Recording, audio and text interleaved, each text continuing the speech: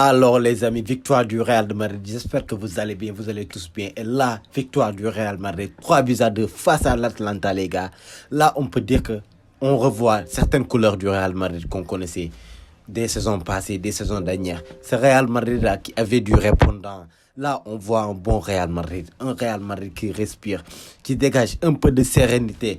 Parce qu'on a vu durant ce match, c'était difficile avec l'Atalanta et tout, qui est une équipe tellement difficile à jouer, qui sont rapides sur leur prise de balle, sur leur contre-attaque. Ils sont tellement rapides sur leurs actions offensives et tout. Mais quand même, on voyait un Real Madrid qui avait du répondant et qui pouvait subir.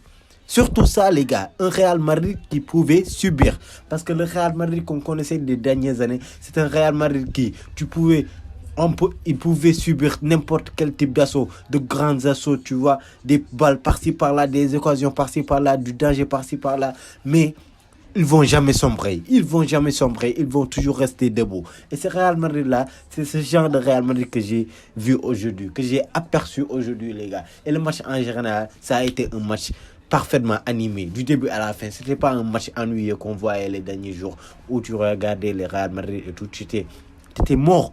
Tu étais mort devant ton télé. Tu étais somnolent. Tu voulais juste dormir. Alors qu'aujourd'hui, ce match, la balle a circulé du début à la fin pendant 90 minutes. La balle a circulé. Il n'y a pas de tiki-taka. Non, la balle circulait de gauche à droite, de devant, de derrière, partout. Le match a été animé. C'était un bon match aujourd'hui, les gars. Et aujourd'hui, on a encaissé quand même. On a encaissé 2 buts et tout. On s'est fait peur. Mais malgré tout, comme j'ai dit, c'est l'Atalanta. L'Atalanta, c'est pas une petite équipe. Ça fait partie des meilleures attaques en Italie et tout. C'est une bonne équipe quand même. Avec des bons joueurs qui ont de grandes qualités et tout, comme Lookman et tout.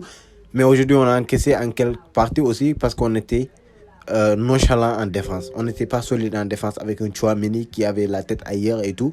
Sur le but, sur le penalty, il n'était pas là. Et Tchouaméni en défense, moi je ne sais pas qu'est-ce que Carlo Ancelotti joue à nous bricoler ce genre de compo avec Tchouaméni en défense, alors que tu as le boy Raúl Asensio qui est sur le banc, qui a déjà confirmé, qui a déjà montré ses performances et ses qualités. Donc pourquoi s'entêter à faire jouer Tchouaméni en défense et tout? Mais fais-moi jouer le boy. Fais-moi jouer le boy Asensio en défense, Carlo, quand même. Après ça, les gars, on a Kylian Mbappé qui est blessé, malheureusement sorti sur blessure, mais qui a marqué aujourd'hui. Et ça fait 2 matchs consécutifs qu'il marque, même si je ne suis pas sur le train dans le train de Kylian et tout. Mais quand même, si on dit que Kylian, s'il fait quelque chose de bien, on va le dire, même s'il a raté quand même. Sur la première occasion qu'il a eu avec Brahim Diaz, je vais revenir sur lui. Parce que forcément, on doit parler sur Brahim Diaz, les gars. Mais Kylian Mbappé, sur la première occasion qu'il a eu, mais concrétise, même s'il est au jeu, mais il rate. Il rate ça. Après, il a mis un but d'attaquant, parfaitement, avec une contrôle de balle parfaite qui élimine le défenseur de la première prise de balle et une frappe croisée vers le petit filet gauche. Un but magnifique de la part de Kylian Mbappé, les gars. Mais ce que je veux faire remarquer, c'est que, Kylian Mbappé est sorti sur blessure et tout. Mais dès qu'il est sorti, les gars, soyons sérieux. Soyons sérieux quand même. L'animation offensive de l'équipe, je ne dirais même pas offensive, mais l'animation générale de l'équipe du Real Madrid a tellement changé de dynamique, a tellement changé de psychologie. Le Real Madrid s'est senti, je ne sais pas, plus à l'aise, plus libéré. On dirait que les joueurs arrivaient à se trouver là. En fait, on dirait qu'il y avait un intrus dans l'équipe. Et dès que l'intrus est sorti, voilà, les gars, ils se sont retrouvés, ils se connaissaient, ils se disaient, voilà, là, on se connaît entre nous et tout. Ils se retrouvaient sur le terrain, des combinaisons de balles fluides, la balle circulait de gauche à droite. C'était serein en fait ce qu'on voyait en ce moment-là. Et là, je ne veux pas quand même tirer sur Kylian Mbappé et tout, mais depuis le début du salon, je le dis, moi, je ne suis pas dans le train de Kylian Mbappé et je ne le compte pas parmi les joueurs et je ne compte pas sur lui. Je ne compte pas sur lui, carrément. Et on se dit, les gars, dites-vous que Kylian Mbappé, il est là. Et depuis le début de la saison, il n'arrive pas à performer, à convaincre. Au Real Madrid, les gars, imaginez-vous au Real Madrid, l'équipe qui doit être le plus exigeant au monde. L'équipe qui ne doit pas donner autant de chance à des joueurs. L'équipe qui doit être le plus strict au monde.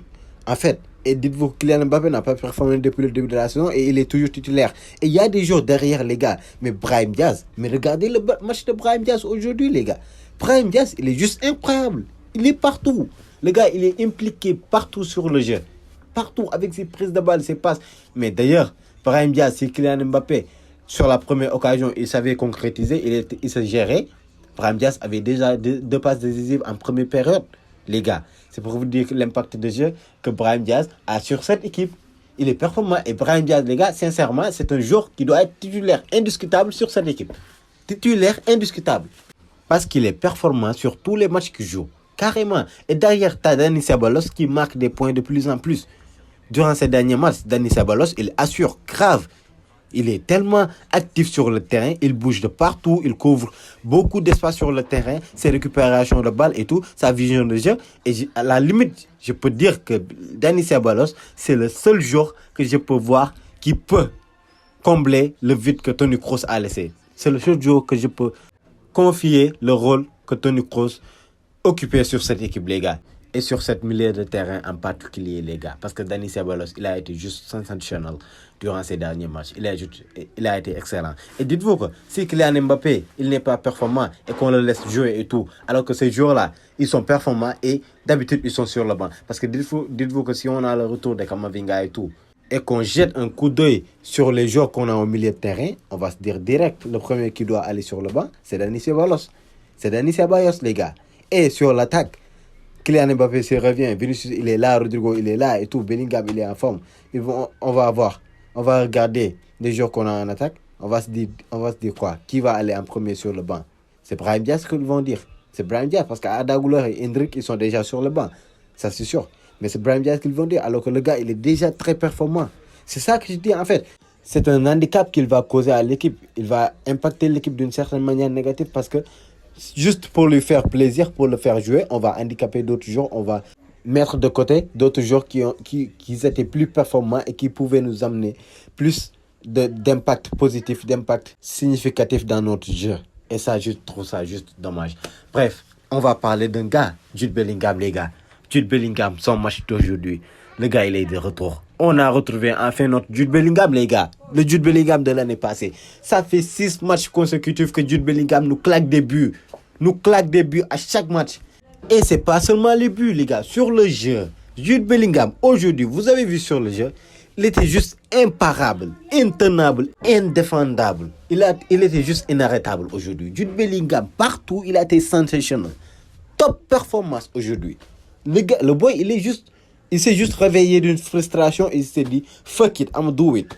Wesh, le gars nous a sorti une performance de malade. J'étais bouche bée, les gars. Jude Bellingham, aujourd'hui, c'est le top Jude Bellingham qu'on connaissait de l'année dernière. Le Jude Bellingham qui prétendait au Ballon d'Or. C'est ce Jude Bellingham qu'on a vu aujourd'hui, les gars.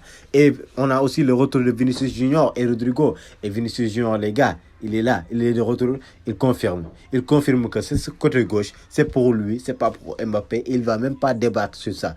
Là, c'est clair, durant 4 matchs, il n'était pas là. Kylian Mbappé n'a rien confirmé sur ce côté. Et lui, il est de retour aujourd'hui. Il a fait son match, il a claqué son but. Il confirme que c'est le patron de ce côté gauche. Rodrigo qui fait son match aussi d'une manière parfaite. Il est juste technique, il est juste précis sur ses prises de balles.